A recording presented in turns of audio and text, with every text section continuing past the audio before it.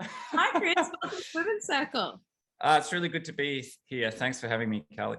You are so welcome. It is an honor and a pleasure to have you speak in this really sacred space. So thank you. I really appreciate your time. Pleasure. So I guess, we've heard a little bit about who you are, but I Yeah. would love to hear in your words the journey that you've been on.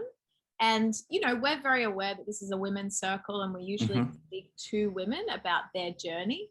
But Yeah. I'm really interested to hear the perspectives of people who work closely with women. And that is why I think it's really important to have your voice in our circle today. Sure. So I would love to hear your journey so far into where you are now and what you're doing. Sure. Well, I guess it started when I was young. I was always open to the spiritual realm of life and always felt that there was something deeper. I always felt that there was a wellspring of potential in human being, a wellspring of joy and possibility. And perhaps when I was younger, I hadn't fully accessed that, but I knew it was there. So I went on a search, basically, which led me to different countries and sitting with different spiritual teachers and doing lots of meditation and all different sorts of processes, which led to a place where I felt and connected with this kind of wellspring within, this wellspring of possibility within, which I would call, well-being or peace or possibility within, the creative possibility of life. And so one of the things I've been doing the last 20 years is I've been working as a therapist, one-on-one and in groups around the world, online and in physical, gatherings of groups. And I've been working with energy and sound healing, and basically found that I had these gifts in helping people to let go of the old limiting emotional baggage that they were holding on to and transform into a higher possibility, or connect, if you want, to their true self and their true joy. So I've been on a journey, for 20 years working with that. And in the last 5 years, I've been working primarily with women.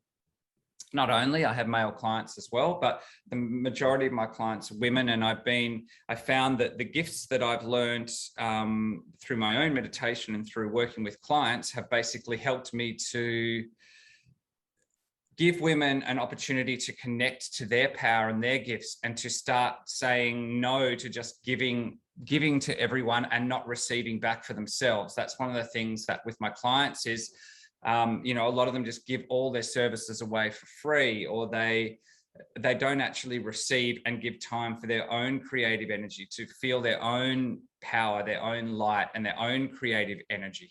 And so that's been one of the big shifts for me, is helping clients, and the majority of them are women, is to actually shine and connect with their own light and their own power. That's 20 years in a summary. I think that's a great summary. And I think you absolutely hit the nail on the head with this women, like, why is it that we just feel that we're only worth what we can give?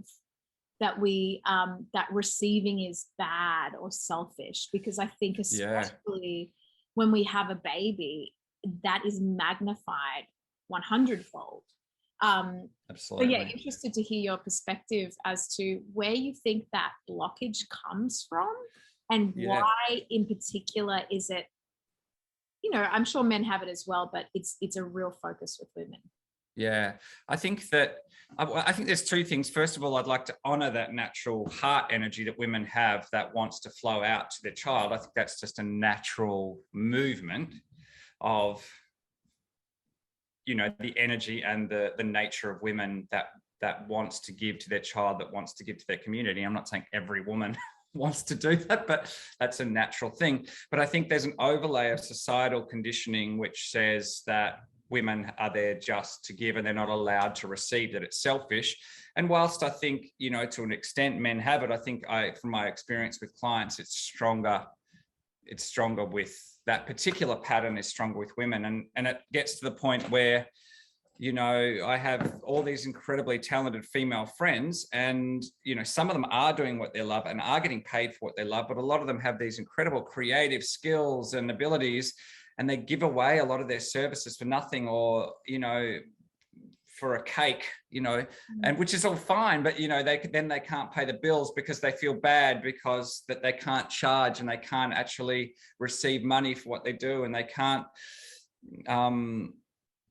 buy things even that are just for them. Like they might want a new dress or a new this, but they feel guilty. And I think that that's in the societal conditioning. And I think that it's important for women to honor the fact that they have that desire to serve, but that they can, once they actually receive and fill their own cup, then they won't be doing the service out of resentment, and they'll feel the creative fulfillment rather than feeling that they're cut off from their own joy and creativity and they're serving on empty, like serving with nothing in the tank. And so the service is like an outflow of that overfilled cup rather than something that they're doing because they should do it or because their friends will judge them for being selfish and all this. So that's what I work with women, is to help free them from those knots where they're not honoring themselves, where they're not allowing it in, where they get the desire, oh, I'd love to go and get a new dress, but they don't actually do it. We'll follow that impulse. Where they would love to sit and meditate, but they don't do it. Well, I encourage them to follow that impulse and follow that path of joy, and then all kinds of things open up. Yeah. And I think, like, we've spoken a fair bit about the masculine and feminine energy. Yeah. And I'd love to hear your perspective, and maybe to help our listeners understand that within each of us, we have masculine and feminine energy. And what does that mean?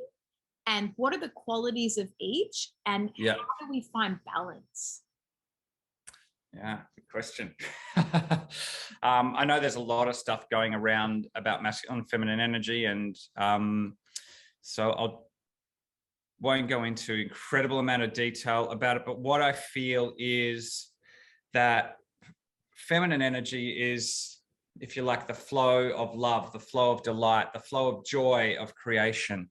If that typical thing of, in terms of man and woman, and it's only a cliche, is the man wants to get to the destination, the woman wants to enjoy the journey. Yeah. Well, if you like, feminine energy is that delight of exploration around the journey. And I like to think of, obviously I'm working in business, with meditation, but it's a business. And the masculine energy is like that container, in a sense, of the clarity of the direction you're going in. And the feminine energy is the mystery within that container. So it's like you have a direction. For example, I run programs. And so I have a container, which is my 3-month program, my 6-month program, my mini program. That's the container. And the mystery is the intuitive information that comes through in my programs. The mystery is allowing life to bring together all the pieces in a beautiful way, in this dance, you know what I mean? So the container is the masculine is like that structured focus and just being clear and going, this is how this is, and certain things you need that clarity. And then the other aspect is allowing for that sense of wonder and magic. And so I feel that for both men and women, to have those both factors come together leads to a much more powerful, magic and enriched life. And if we just have the masculine, it gets very, very dry. And if we're just in the feminine without any of that container and that clarity, it can become kind of wishy-washy, or kind of not, it's very hard to manifest anything in this dimension, in the physical sense, without some level of clarity.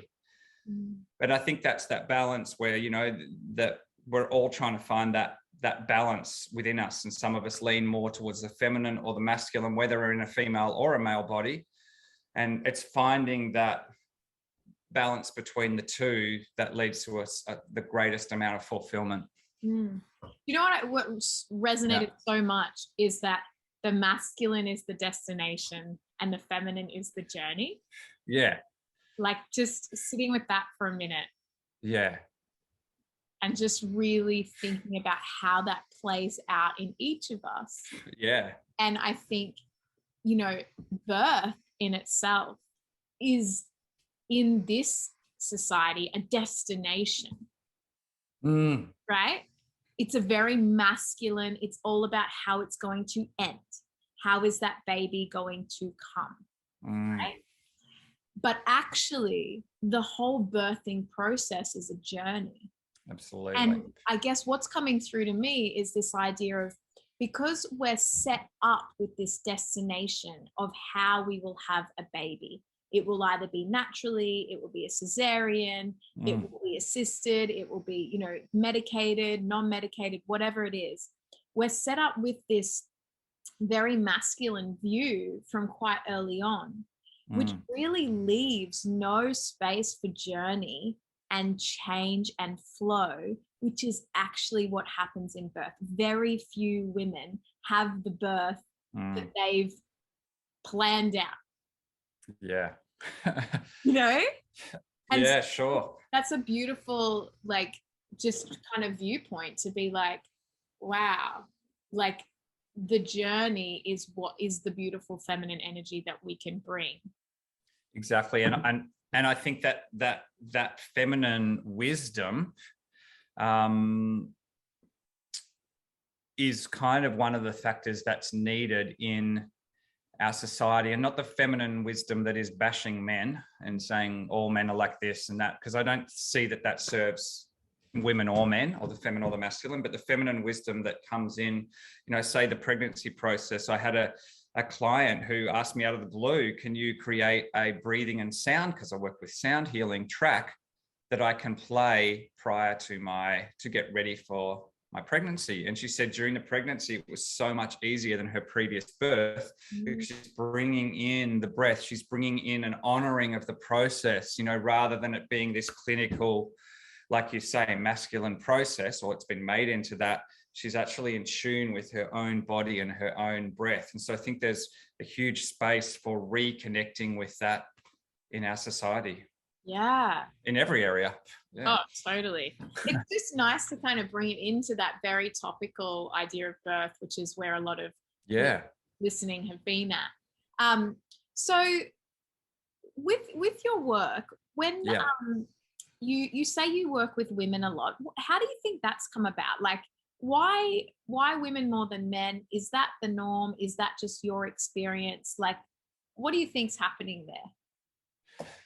I think that partly it's because there's more women that are open to growth and awareness around themselves, and there's maybe more of an openness in our society from women. And this is not exclusive, because I have male clients and I've had male clients for years, but there's an openness to grow, I think, in women, to expand, to try something new, to work with alternative modalities, perhaps that is not there as much, but I think it's catching up. And I wouldn't be surprised if in 5 or 10 years it was 50-50 in terms of the interest in it. But I think that's just, maybe there's a tendency for men to go, I don't need that, or if I do that, it's a sign of weakness, that like I need help and I don't.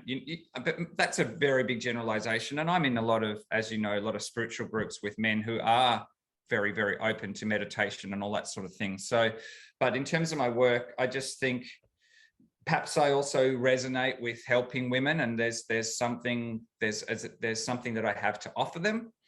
But also I think that there's a readiness in women for this kind of work that is building on the male side, but is not fully there yet.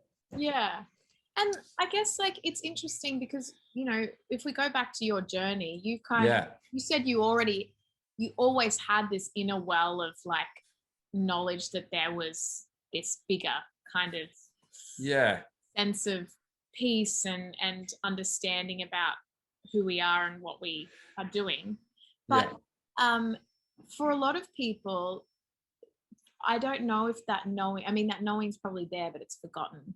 But it's usually with a big transition, a big life changing moment, that they arrive at this place where what they were doing doesn't work anymore.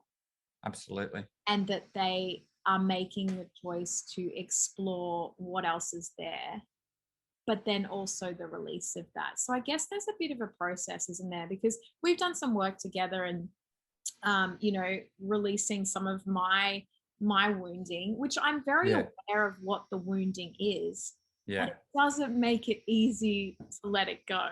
So I guess, like, what's your advice for like bridging that gap between knowledge and that real like analytical brain that's like, okay, I know I've got this thing going on inside, and actually getting to a place where you can let it go from the body, because that's ultimately where it's held. Absolutely. And I think one of the things is, because all the work I do is about embodying it, feeling it, actually stepping into the change. So it's not just an intellectual exercise of saying, I'm happy, I'm happy, I'm happy, but really I'm depressed, I'm depressed, I'm depressed. So it's not about that. It's about connecting to the genuine wellspring of that inside. And so can you just remind me of the question? It was a Cut this bit out, ladies and gentlemen. It's a big question.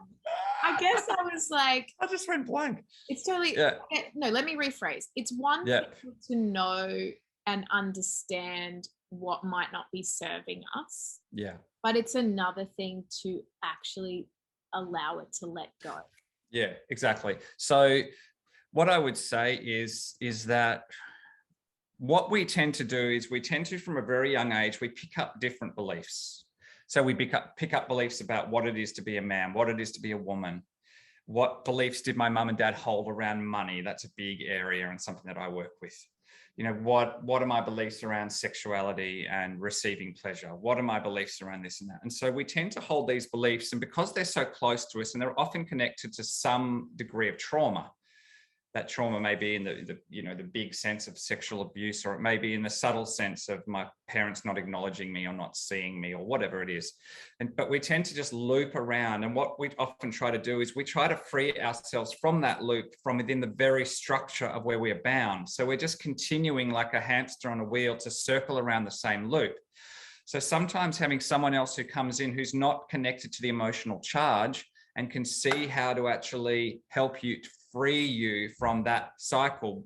And also often when we're in that loop, we feel that we're broken. And that's one of the things I really try to help with my clients is you're not broken. These are just patterns that are playing out in your system. Every time you have a certain thought that is related to that pattern or that original trauma, certain chemicals are released. Then the next thought comes, oh, I must be broken. I must be whatever. So they're just patterns. They seem personal, but they're just patterns that we keep picking up. So having someone who understands how to work with that come in and free you from that cycle and say, you're not broken, this is just a pattern, and help to release that energy from your system and help you choose something new so that your whole system, your whole nervous system, all the faculties basically connect to a new possibility. So you're embodying that. And that's what I think is so powerful. And just kind of going, I know what to do, but I'm not doing it. I know what to do, but I'm not doing it. We stay in that cycle rather than allowing that support. And like we had a session on Friday, and like it's been a couple of days now. Friday, Saturday, Sunday, Monday. Oh my God, it feels like a world away. But I actually, from that, and I'd love you to step through what we did so people can get an idea of what would happen if they had a session with you in person. But from that, I can see, it's almost like I can see my patterns from another perspective. And it doesn't mean that I am automatically healed and I can change, but I'm certainly like more aware of the patterning and able to make more choices around whether I go back into that loop and what that serves, or whether I can step out and actually, and mine was connected with inner child, which a lot is. That I can actually say, what does my inner child need right now? What is it yearning and reaching for outside of myself? And how can I bring it back? And so, for example, you know, last night I did my 10K run, and I literally was running along, and I have this little app that kind of tells me, like, you know, you can keep going, like, you're your own mind coach, talk to yourself. And I started saying, Carly, I'm so proud of you. You have done this by yourself. There is no one here watching you. You stop right now and no one would know the difference. But you're showing up for you, and I'm proud, and I love you, and I love spending time with you. And the power of that, I just said it inside my head to the child, was profound. And in that instant, she calmed, and we settled into the rhythm, and it wasn't a panic. And it was just this like, and I think the advice that I would give to everyone is that however you would soothe your child, your actual child, is what you need to do for yourself. Exactly. If your child comes to you and is like, Mom, I had the worst day ever, my friends aren't talking to me, what would you do? Yeah. Are you gonna tell them they're wrong? Are you going to put them in the corner? No, you're going to scoop them up and you're going to tell them that everything's okay, and you're going to say that they're worthy and that they mean everything, and it's that dialogue with self. But that came, I've been told that in many different formats and reading many different books, but coupled with the healing that we did, it gave me space to actually be able to practice that from a slightly removed perspective rather than being caught up in the trauma loop. Does that make sense? Yeah, absolutely. And I think, certainly in my work, it's one of the things that I've worked with in the last 20 years and developed is this ability to see the thought forms and patterns that are running people, and then use the sound and the different tools I have to actually help them to almost mirror it back to them, and then help them to find a place where they're not in judgment of it, like that inner child work that we did. And then almost choose again, well, if I'm not in judgment of it, what would I like to feel? I'm not a fan of this idea that you need 20 years to work through the trauma. I believe that it can be a lot more, sure, there are layers. I'm not saying there's not layers, but it can be a lot quicker. So my focus is to get people to first make peace with where you are. You can't change anything that when you're at war with it. So imagine you're at war with a friend, you're both arguing and you both continue arguing. That pattern, that's like a pattern. You're just stuck in that pattern. You have to go, okay, I'm out. Okay, fine. You're arguing. When that person argues and you're giving them no energy, there's a still point. And in that still point, that's when you get to choose again. So it's that stuff with ourselves. And the way we talk to ourselves is so powerful. You know what I mean? Every single thought that we give energy to is having an effect on our nervous system. It's like we're directly talking to our body, and it's producing chemicals and it's changing our breath and our nervous system based on, and here's a beautiful example for anyone who's listening at home. So let's just do a little exercise. So if you just close your eyes for a second and focus on someone that you don't like. Maybe you can't stand them. Maybe you feel that you hate them, whatever, but someone that rubs you up the wrong way. And notice how your body feels when you think about them. Notice your breath. Notice how it feels in your belly. Just notice, does it feel nice? Just observe. Okay, now imagine that's disappearing. Now focus on someone you love, living, dead, doesn't matter. Doesn't matter if it's someone you know or a figure in history. And just notice how your body feels. How does your breath feel when you focus on someone you love?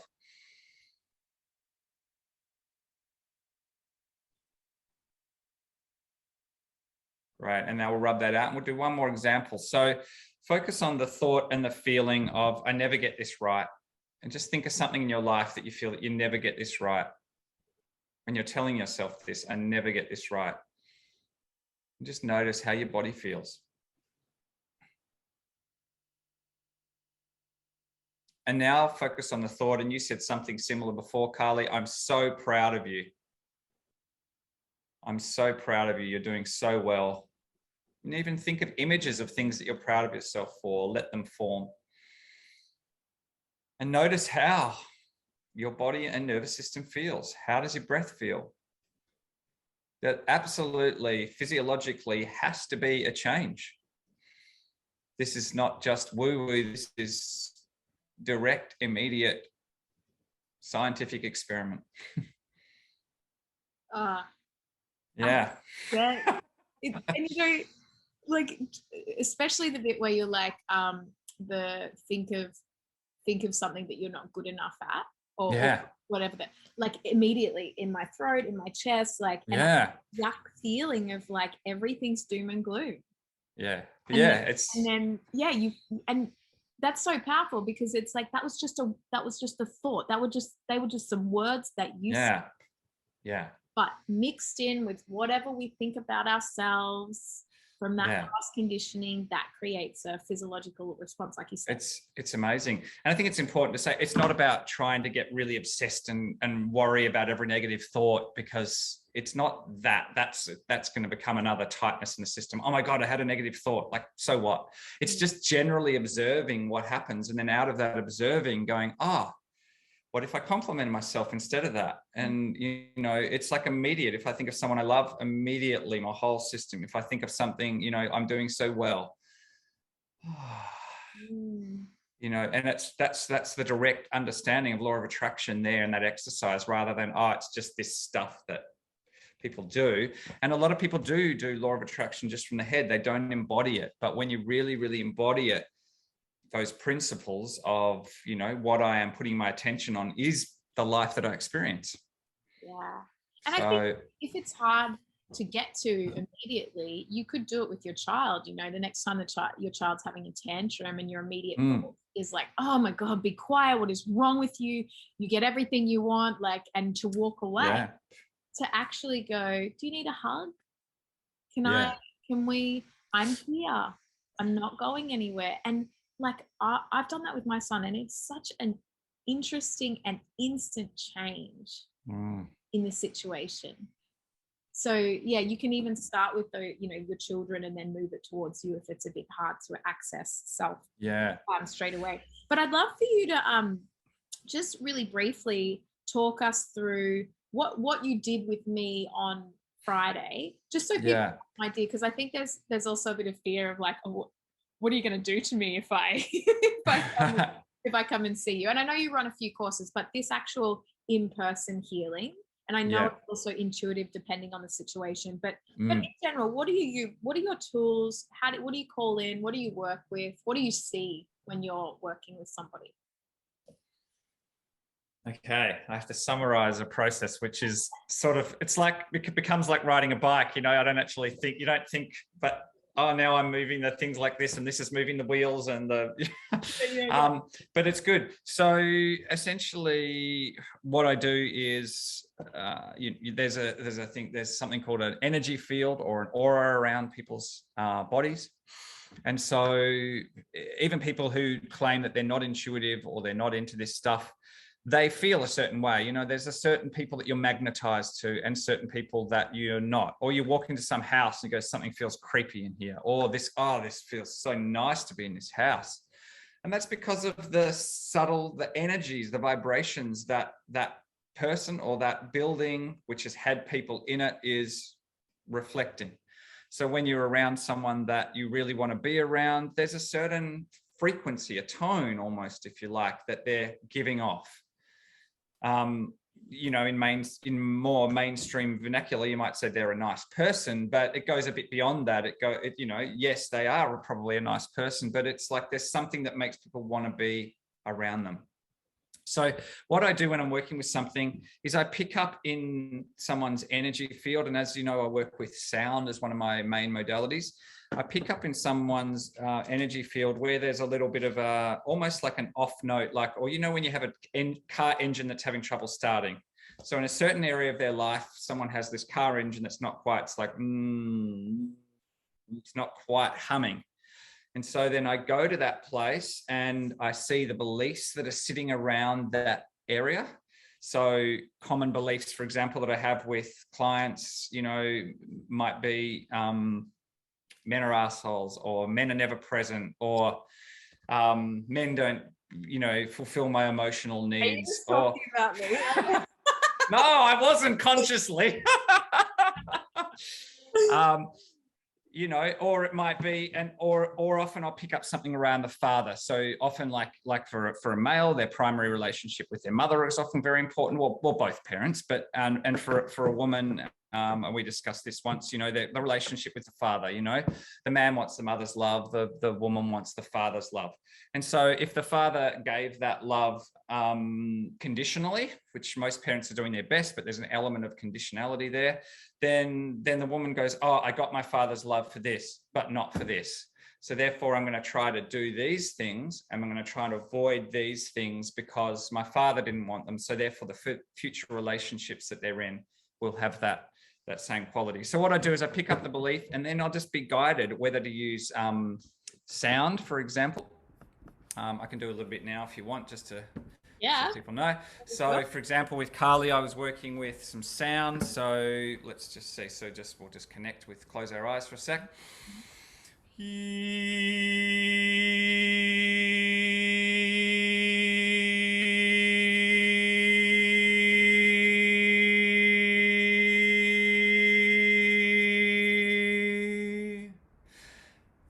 Yeah.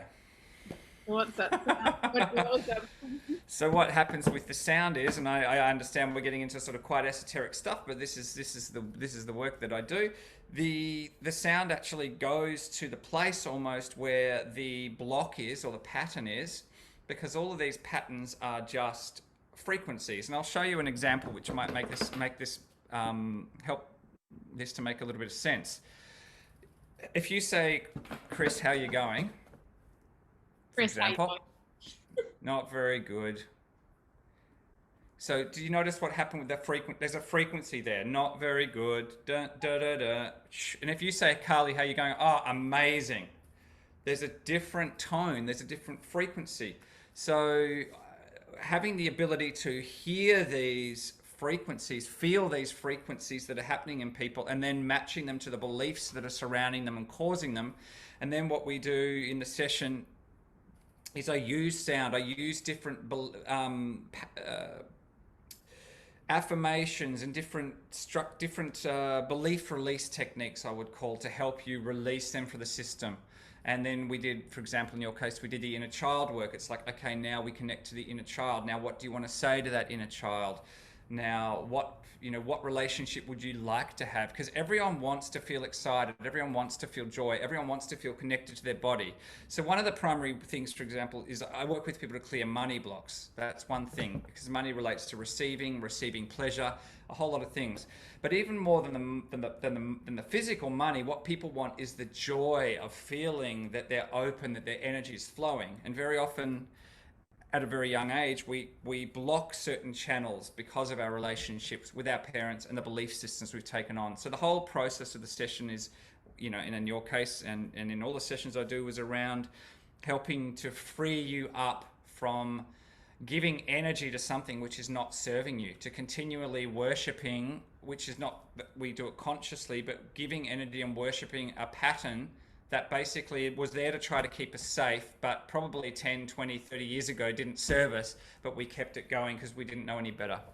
Yeah. And so it's then like, well, what's possible now?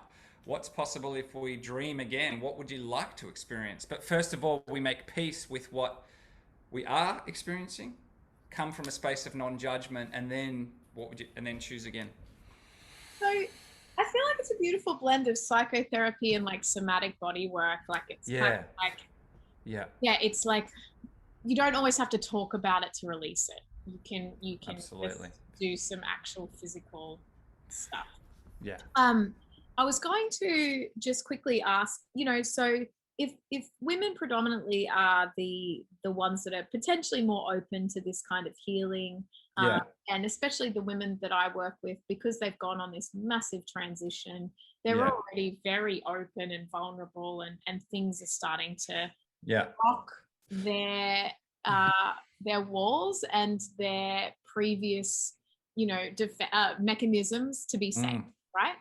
So say they go on the journey and they start to do some work with you, and what they're feeling is that they, their partner, if they're in a relationship, is not open or not doing their work. How do you like suggest or help them to not see that it's the other person? Because I think it's really easy for us to just go, oh well, I'm doing my stuff and you're you don't fit me anymore, you know, like how do we actually? I think that's a big thing, and it is quite a common thing with women, that they want their partner to be growing with them at the same pace.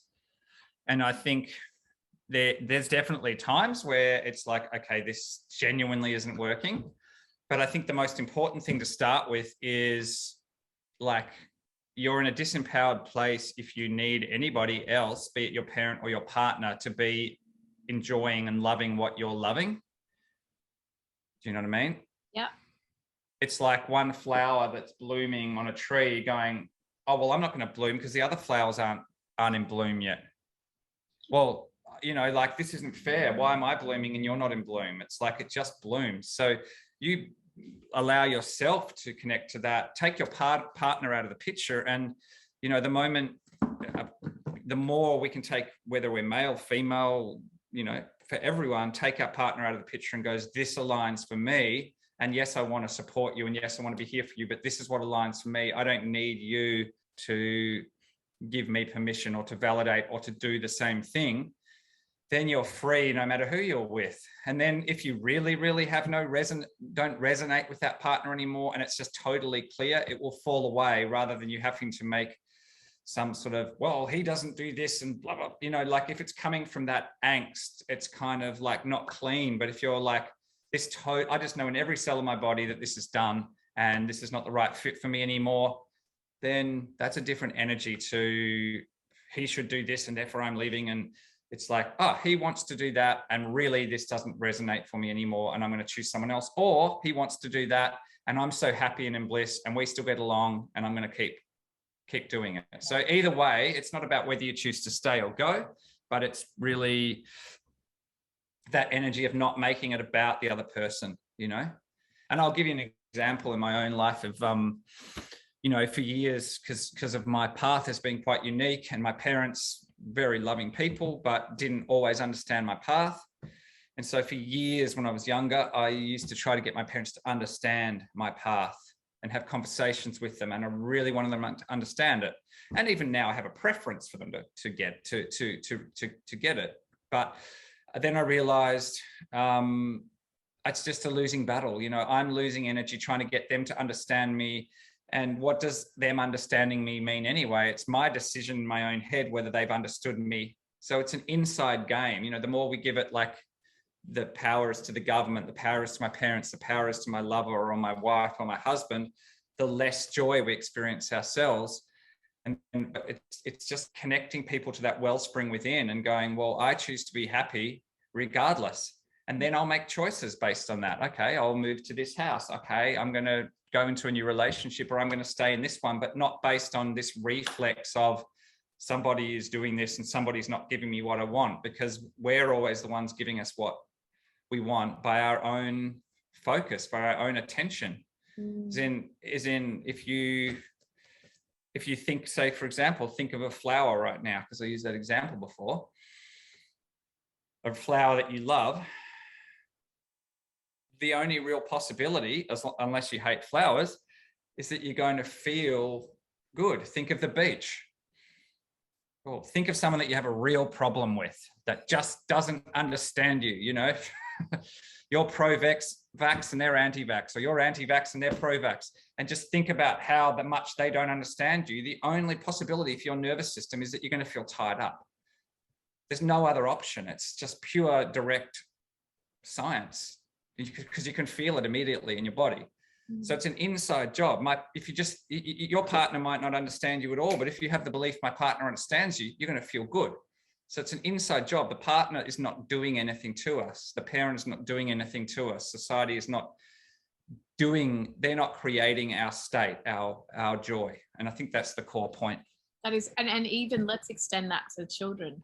Children, right? Yeah. Because I know as mums, we give all our power away to our children in this like fear place, not a space of beautiful love. It's a fear place of not being good enough, or being, I've got to do it, otherwise they'll feel this, or I'll be a bad mum, or I'll be judged. And it's like, actually, if you give power to yourself, then you naturally can love exponentially without agenda, without conditions, as you said. Yeah, You know, absolutely. the child is not good or bad, the child just is. Absolutely. And I think too, it's that thing of that, you know, people forget that you know, the child's got its own connection to intuition and its own path as well. And that, you know, I mean, I get it, I'm not a mother, but I'm just saying from an energetic perspective, I'm not a mother. From an energetic perspective. Cool. Yeah, go. It's like you're a guide there for the child, but the child's got its own connection and its own experiences to have. And some of them are going to be learning through contrast, learning through getting it wrong, like learning through falling down at the playground, then getting up again and going, oh, wow, look, I fell down, but I got up. Oh, look, you know what I mean? So, and to a certain extent, even the imperfections of parenting, which I guess is always imperfect, because what is perfect? It's just some ideal. And some people are going to say being really strict is perfect. And some people are going to say being really relaxed is perfect. So everyone's going to have a different story. But even those, the child is going to grow even through those imperfections, and it's part of their path, and they have their own connection to, you know, whether you call it the higher source or divine or their own intuition and knowing. So yeah, I think the big thing is that for everyone, women, men, everyone, is that to come to a place of, I'm doing the best I can right now. And yes, I can choose better choices. And yes, I can choose different things, but making peace with where you are, and then going, but wow, what if I tried this? But not from the perspective of what I was doing was wrong and what I will be doing is right, taking out the judgment element and then going from there. That judgment thing is big. Yeah. And I think women and being mothers, I think that's pretty strong. You know, I see it in my own mum, and you know, that she has that from time to time, you know, I think it's better, but you know, that guilt, and, you know, and when we were younger and my sister was going through stuff, like, I'm a terrible mother, I'm terrible this, so that load of all that is there. But I do feel that, you know, when you release the patterning and the trauma and it's a societal conditioning, and that's there as well, that doesn't need to be there, and there can, you know, you can still adapt to the situation and try something different and go, well, this didn't seem to work, but I'm going to try that, but not from the perspective that I'm bad and I'm wrong, and, you know, what will all my female friends think of me, or whatever it is, you know. It's amazing how many like mothers, as in of, you know, our mothers, the generation above us, Yeah. That when something happens to their adult children, that they still own that Absolutely. they, oh, what does that say about me? You know, like, yeah. Oh my gosh, my child is exactly, you know, going through a breakup or something's happened. Oh my, that's a reflection of me. How am I going to cope? Yeah. And, like, we're seeing that, and you realize that that's where we've come from, you know, that like wanting to please mum and even or dad or whatever, because that's how we get love, by pleasing, right? That's what we're absolutely told.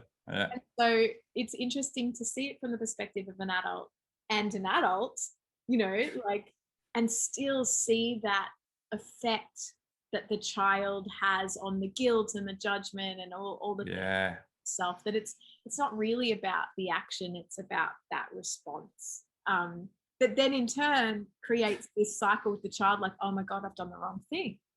I've done the wrong thing. I think it was right for me, but the parent is still affected, so therefore perhaps it's wrong. So we get confused about living our truth, and you can see that play out, I think. Yeah, absolutely. And I think it's that, and I'll give you an example. My mum is kind of open to the work that I do. You know, I mean, she would have rather perhaps that I'd done a really conservative job, but years ago. But I think she's changed. How can she explain to her friends? She actually said that. She said she actually nearly cried one day and said, "I don't know how to explain to my friends what you do." I'm like, well, just, you know, say what you want.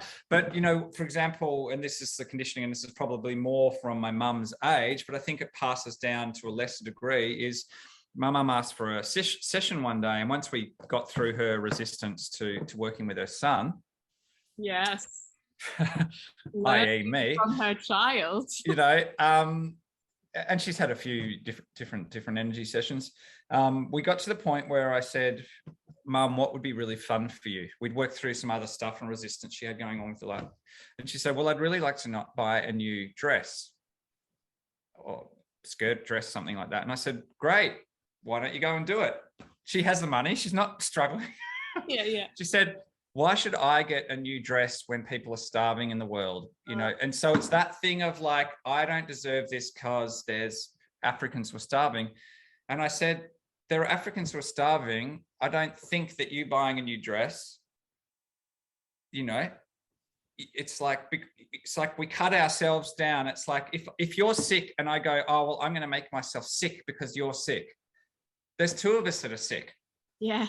Whereas, you know, if we step more into our wellness, then we hold that frequency of wellness and well-being that we can support people and other people can rise up to the possibility that we're holding, rather than, oh my God, I have to cut myself short. And, oh, I really would like to have that beautiful meal, but I shouldn't. And I really want that, but I shouldn't. And it's like, just allow yourself to have that and receive that. And I think that's one of the big things that I work with is getting, and most of my clients being women, is getting them to say, it's okay. I'm allowed to do this. I'm allowed to actually start a new career that I love. I'm allowed to receive money for this career.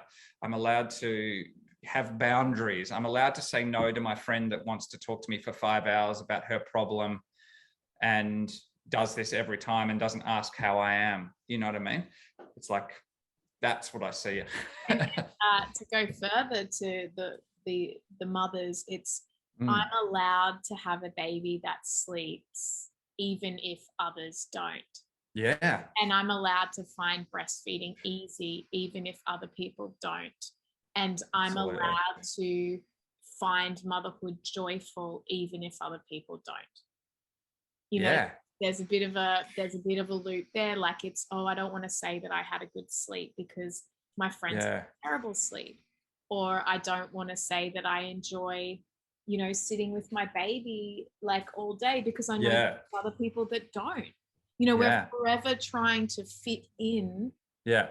And like you said, like cut ourselves down to be at the level, but then we're all stuck in this negative loop, aren't we? Like, oh, God, I can never feel better because then I won't fit.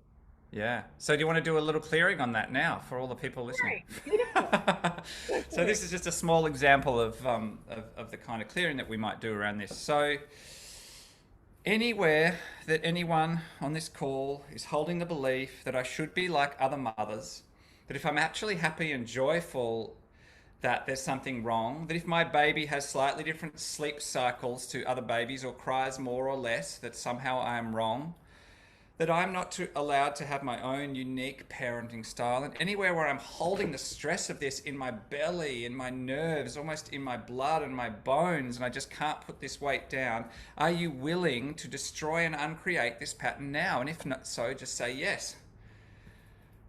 And I'm going to do this short, strange little clearing statement, so just bear with it. Good and bad, right and wrong, POC and POD, all known shorts, boys and beyonds. Clearing 1, clearing 2, clearing 3, clearing 4, clearing 5, clearing 6. Let it leave the system. I'm going to add some sound to this too.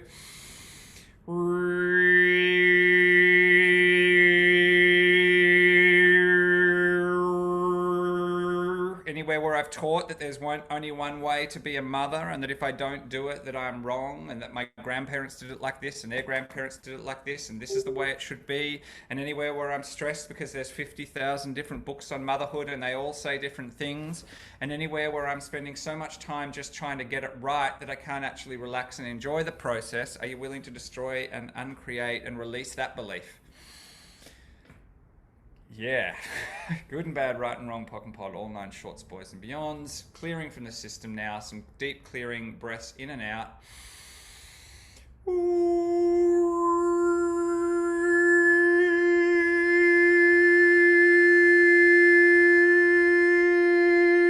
Anywhere where I've been told that as a mother I just cannot do anything creative. I don't have enough time. Anywhere where I don't set time aside for myself to relax, to enjoy, to rejuvenate, to do something creative, to go to that movie, to have that haircut, to buy that dress, to have that meal with friends, anywhere where I cut myself off from that because of my belief systems or stress around being a mother on having to get it right, are you willing to stop doing this now? Great. Good and bad, right and wrong, pot and pot, online, shorts, boys and beyonds, clearing 1, clearing 2, clearing 3, and feel your body, connect with your body. The work I do is about connecting with your body. So what if we do this, Carly? We're going to get up and just shake our bodies. All right. Or sit down and shake your body, whichever you prefer. Yeah, so stand up, shake your body, let your body move. And give yourself the freedom to really feel, to really connect with your body like never before. Really take big, strong, deep breaths in. And now if you want, you can choose to make this sound with Carly and I. Make the sound ah and allow that to wash through your body.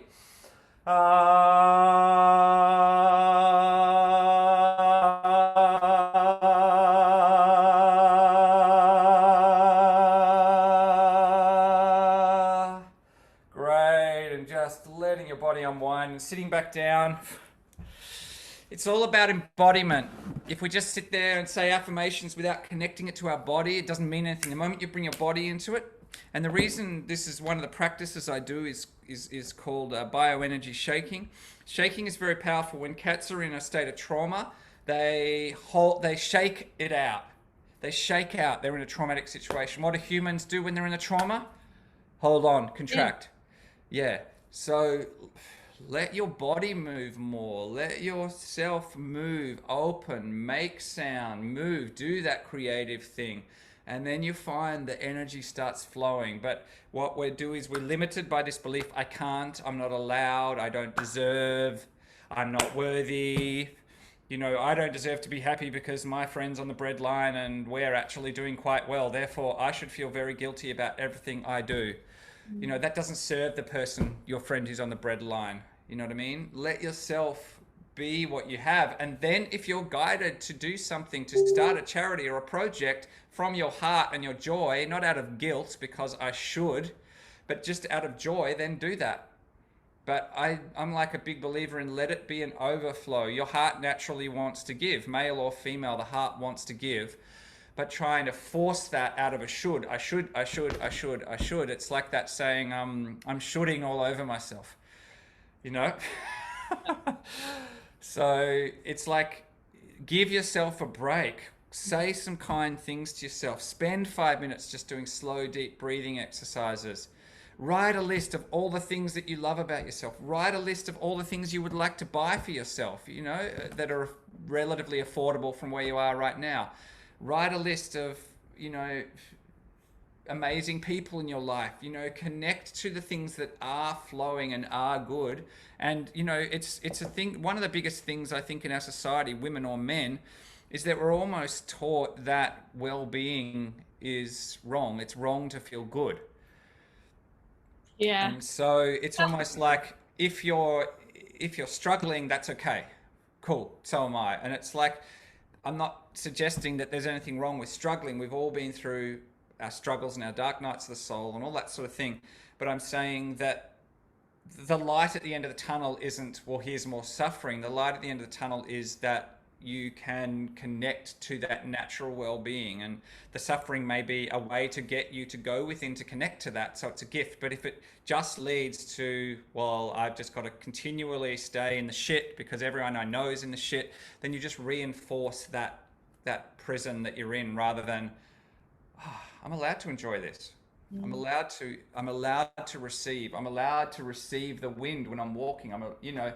Life can become an not just on the physical level of earning more money or doing a job you want. That's awesome, and I work with people to connect with that, and I love that. But every moment, everything that you look at can become a wondrous expression of life, genuinely, not just in the woo-woo sense of it sounds nice, but you know, rather than, oh, it's just this, oh, it's just walking down the street, oh, it's, you know, we deaden down that energy through our belief systems and through what we take on from society and our parents. And it's like, when you free yourself from that, life can become a dance and a play, and you still hit challenges and you still hit some patterns, but there's more of that play and light and life and fun in there. Ah, Chris, Yeah. thank you so much. No Um, worries. I would love you to tell us a little bit about the workshops that you're running, because you've got one coming Yeah. up with you around I've got money. one. I've I got one. know that's a real block for women, even just saying money. Yeah. Like, so Yeah. especially in this space where if they're in a partnership, usually the partner's working, they're looking after the baby. And even though there's different ways to exchange energy, they Yeah. feel like they're not doing enough because Yeah. they're not earning. So Absolutely. tell us a bit about what you're running. So I'm running. It's actually the. I've made this super good value so that people can easily join it. It's called Money Miracles, and it's a $27 early bird special for those who book in the next 4 to 5 days, and it's basically a workshop that helps people to release the limiting beliefs that they're holding on to about money. So one of the things we talk about in the workshop is, I'm looking up at my board now, excuse me, because I've got it written out, is the 5 core money blocks. And so I've kind of put them down to 5 things. This is really interesting. I don't deserve it, I'm not worthy is one. Money and spirituality don't mix. Now, that's not necessarily the case if someone's an atheist or anything, that might not be applicable, but it is for a lot of people I work with. It is hard to make money. Money is about struggle. That goes back ancestrally, many generations. We take on that, and also you're not worthy of money unless it's a struggle. Rich people are all assholes. Like, rich people aren't in their integrity, I'm not saying that there aren't rich people who aren't, but this holds people back. Or people won't pay me for what I do, which again goes back to value. People won't pay me for their services. So, and then what I do is we do a lot of this sound work. We do a powerful process of retelling our story around money that we want. And I work with the energy to clear the blocks and beliefs that we have around money and help people to step into a new possibility around money. Well, what would it be like if? And once we start changing those patterns in ourselves and our nervous system starts feeling, and when we think about money, instead of feeling, we go, oh, wow, money can be playful. It's a neutral template on which I put my beliefs. Because for some people, earning $5 is a lot of money. For some people, earning $5 million in a day is nothing, because it's just what we consider normal. So it's basically helping people shift their beliefs. And I do find that it's often a thing with women of giving away their services for free, not charging.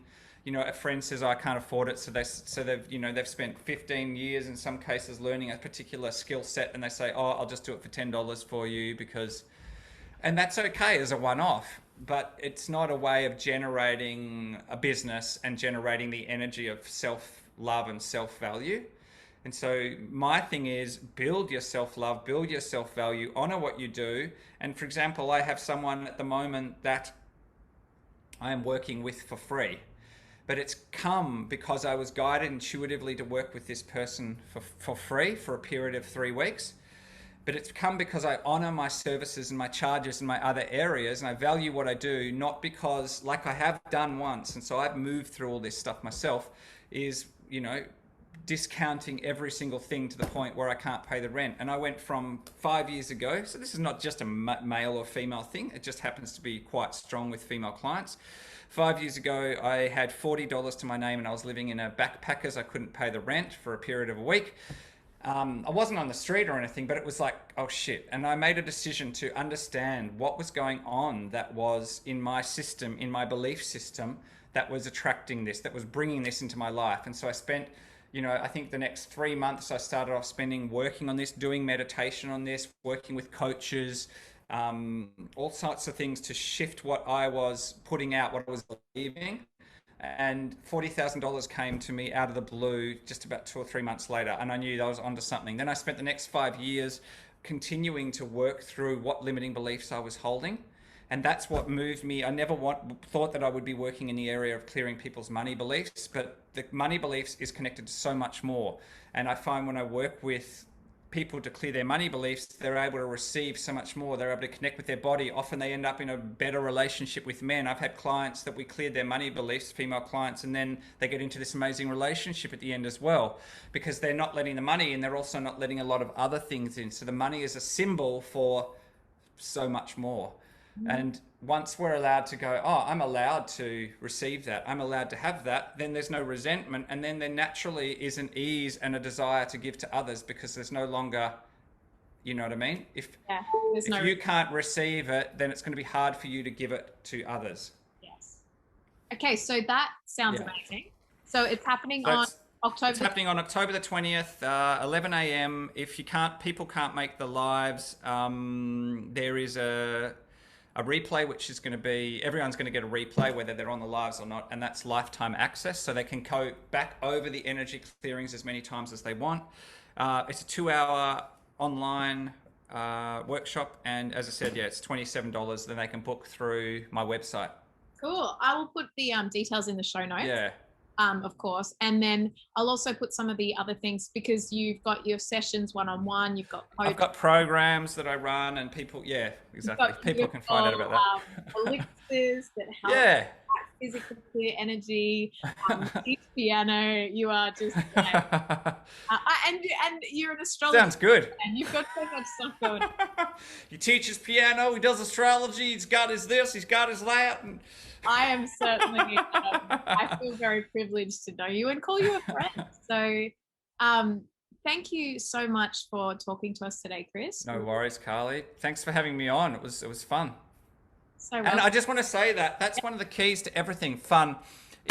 One of the keys to, and I don't think like fun is seen as like a female thing. Sometimes females want to have fun, but I think it's a human thing. If I'm not having fun, if I'm not enjoying it, if I'm not excited, and there's this beautiful quote, if you're not excited, it's not the right path. Like this belief that I have to spend 5 years being not excited, and then hopefully by the end I've like done all this struggle and then I'll be excited. Bring it all back to now. Like, be excited with the journey, with the path, with the unfolding, and then when you do that, everything else will come together. Yeah. Embrace the beautiful feminine, the divine feminine. Yeah. Awesome. So thank you. Thank you, Chris. We'll talk soon. No worries. See you, Carly. Bye.